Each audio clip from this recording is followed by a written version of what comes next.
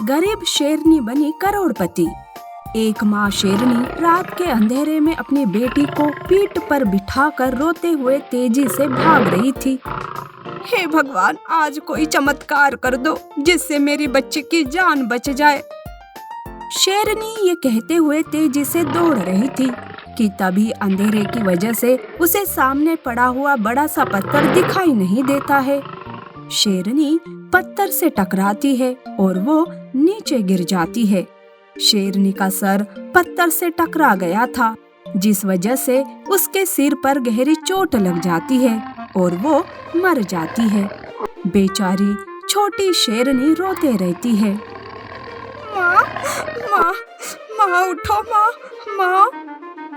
तभी वहाँ से एक भला पंडित जाते रहता है। वो छोटी शेरनी को देख लेता है। वो भगवान का पुजारी था, इसीलिए उसे उस बच्ची पर दया आती है। वो बच्ची के पास जाता है, उसे सहलाने लगता है। भगवान करे शेरनी की आत्मा को शांति दे। रो मत छोटी शेरनी, माँ तो मर गई है, अब वो कभी नहीं उठने वाली। तुम चलो मेरे साथ। पंडित उस छोटी शेरनी को लेकर गांव अपने घर आता है, पर पंडिताइन शेरनी की बच्ची को देखकर डर जाती है। वो पंडित पर गुस्सा करने लगती है। अरे पंडित, तुझे कुछ समझ में भी आता है कि नहीं? अरे ये शेरनी की बच्ची को क्यों उठाकर लेकर आया तू? मनुष्य कम पड़ गए थे क्या तुझे दया दिखाने के लिए, जो इस बला को घर लेकर आया? अरे चुप कर, बेचारी की माँ मर गई है, मैं उसे वहाँ अकेला कैसे छोड़ सकता था? पंडित अपनी बीवी को चुप कराता है। पंडित उस प्यारी सी बच्ची को पालने लगता है, पर उसकी वजह से रोज घर में झगड़ा होने लगता है। एक दिन पंडिताइन तो पंडित पर भड़क जाती है। पंडित, इस शेरनी की वजह से गांव वाले डर रहे हैं। कोई हमारे घर में नहीं आ रहा है। लोग तरह तरह की बातें कर रहे हैं। तुम्हें कुछ समझ आता है कि नहीं? अरे ये शेरनी आगे चलकर हमारा खून पिएगी। देखो, आज मैं आखिरी बार कह रही हूँ, इसे जंगल में छोड़कर आओ, नहीं तो मैं ये घर छोड़कर जाऊंगी। पंडिताइन की बात शेरनी सुन लेती है। उसे बहुत बुरा लगता है। अब मेरा यहाँ रहना ठीक नहीं होगा, मुझे जंगल ही जाना चाहिए। मैं वहाँ कोई भी काम करके अपना गुजारा कर लूंगी, पर इस भले मानस पर और मुसीबत नहीं आने दूंगी। तब शेरनी तभी के तभी वो घर छोड़कर जंगल जाती है। बेचारी शेरनी अकेले उदास इधर उधर भटक रही थी। उसे ना ही कोई शिकार मिल रहा था और ना ही रहने का ठिकाना। हताश होकर वो एक पेड़ के नीचे बैठी रहती है कि तभी वहाँ एक बाघिन आती है। अरे बच्ची, यहाँ अकेले क्या कर रही है? मैं एक अनाथ गरीब शेरनी हूँ, मेरा कोई नहीं है। ये जंगल मेरे लिए अनजान है। समझ नहीं आ रहा है कि मैं कहाँ जाऊँ, कैसे जीवन गुजारूं। उसकी बात सुनकर बाघिन मन में सोचती है, अरे वाह, मुझे इस शेरनी के रूप में नौकरानी मिल गई। मैं इससे कितना भी काम करवा लूं, मुझे कोई कुछ नहीं बोल सकेगा। बाघिन शेरनी से मीठी मीठी बातें करके उसे अपने घर ले आती है। बाघिन शेरनी को घर के सारे काम बताती थी। बाघिन के 2 बच्चे भी थे। शेरनी उन बच्चों को संभालती, उनका सारा काम करती और इसके बदले में बाघिन शेरनी को एक वक्त का खाना देती थी।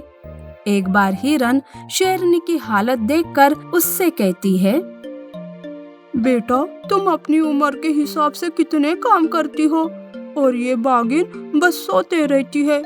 तुम्हारी हालत से तो पता चलता है कि बाघिन तुम्हें खाना तक नहीं देती होगी।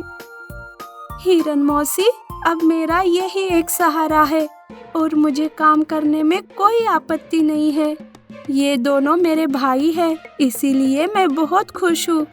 मौसी, आप मेरी चिंता न करें। शेरनी बाघिन के बच्चों को अपना भाई समझती थी। शेरनी के ऐसे ही दिन बीत जाते हैं। अब शेरनी और बाघिन के 2 बच्चे बड़े हो चुके थे और बाघिन बूढ़ी। शेरनी हालत की वजह से बहुत ताकतवर और मजबूत बन गई थी। वो अपने भाइयों को शिकार करना और खुद की सुरक्षा करना सिखा रही थी। ऐसे में एक दिन लोमड़ी जंगल के राजा शेर का संदेशा सुना रहा था। सुनो सुनो जंगल वासियों, जंगल में एक हैवान भेड़िया घुस आया है। जो कोई उस भेड़िए को इस जंगल से भगाएगा उसे शेर महाराज उचित उपहार देंगे। ये सुनकर शेरनी अपने भाइयों से कहती है, भाइयों, हमें मिलकर उस भेड़िए को भगाना होगा। महाराज अब बूढ़े हो चुके हैं, ऐसे में हमें ही उनकी मदद करनी चाहिए। जंगल में आया हुआ ये संकट दूर करना होगा। तब बूढ़ी बाघिन बीच में आकर कहती है, अरे ओ शेरनी, तू मेरे बच्चों को क्यों मुसीबत में डाल रही है? मेरे बच्चे तेरा साथ नहीं देने वाले। अगर तुझे अकेला लड़ना है तो तू जा सकती है, वैसे भी तू अनाथ और गरीब है। अगर मेरे बच्चों को कुछ हो गया तो मैं किसके सहारे जीऊंगी? बाघिन अपने बच्चों को रोक लेती है, पर शेरनी हार नहीं मानती। वो अकेले भेड़िए का सामना करने निकल पड़ती है। शेरनी और भेड़िया आमने सामने आते हैं। शेरनी अपनी ताकत और चतुराई से भेड़िए से लड़ाई करती है।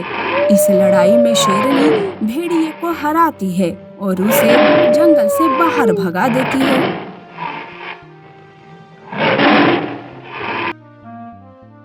शेर महाराज ये सब देखकर बहुत खुश हो जाते हैं।